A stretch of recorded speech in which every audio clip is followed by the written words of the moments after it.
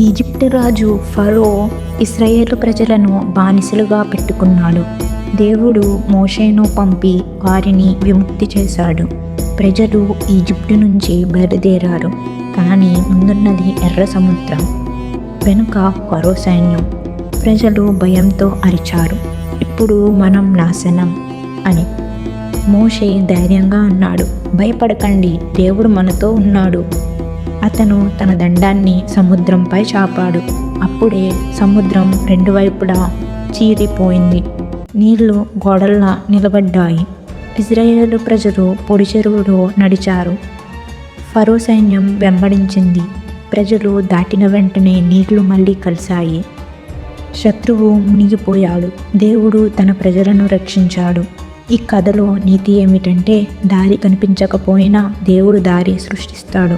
భయం ఉన్న చోట అద్భుతాలు చేస్తుంది.